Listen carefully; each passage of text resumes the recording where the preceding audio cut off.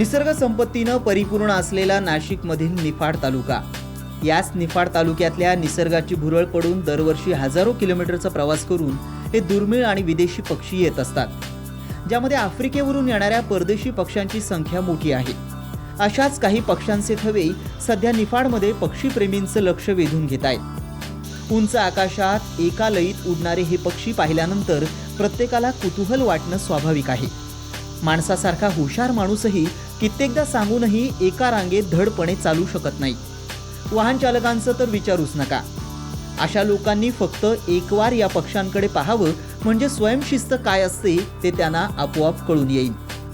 रोजी स्टर्लिंग, रोजी पाश्चर किंवा आपण त्याला मराठीमध्ये भोरडी म्हणतो, की हा जो पक्षी आहे निफाड आणि निफाडच्या परिसरामध्ये साधारणतः नोव्हेंबर, डिसेंबर, जानेवारी आणि फेब्रुवारी या 3-4 महिन्यामध्ये अगदी दक्षिण आफ्रिकेतून आपल्याकडे स्थलांतरित करून आपल्याकडे तो पक्षी येतो आणि मार्चच्या साधारणतः मार्च एंडिंगला लाखोच्या संख्येने निफाडच्या नभांगणात किंवा परिसरामध्ये त्यांचं कसरती आपल्याला बघायला मिळतात.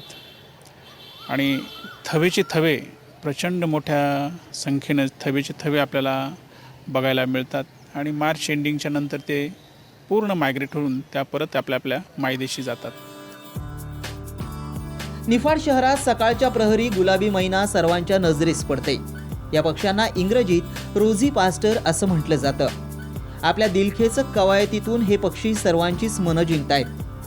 शहराच्या सर्वच भागात या पक्ष्यांचे थवेच्या थवे पाहायला मिळत आहेत. त्यांचा मुक्काम अवघ्या काही महिन्यांसाठी इथं असतो. पण शेकडो किलोमीटरचा प्रवास करून हे पक्षी निफाडचा पाहुणचारच का घ्यायला येतात, यामागचं संशोधन मोठं रंजक आहे. नांदूरमधमेश्वर पक्षी अभयारण्य आहे जवळच, की जे आता रामसर परिसर म्हणून आपलं महाराष्ट्र सरकारनं रिकमेंड केलं आहे, की त्या परिसरामध्ये असलेलं मुबलक पाणी, मुबलक खाद्य आणि परिसरामध्ये असणारी मोठमोठी झाडं आणि परिसरामध्ये अनेक हिरवीगार शेतं आहे. त्या शेतामध्ये मिळणारं धान्य, गहू असतील, हरभरे असतील, सोयाबीन असेल किंवा बाकीचे जे कडधान्य आहेत ते खाण्यासाठी हे पक्षी थवे आपल्या इथं येतात.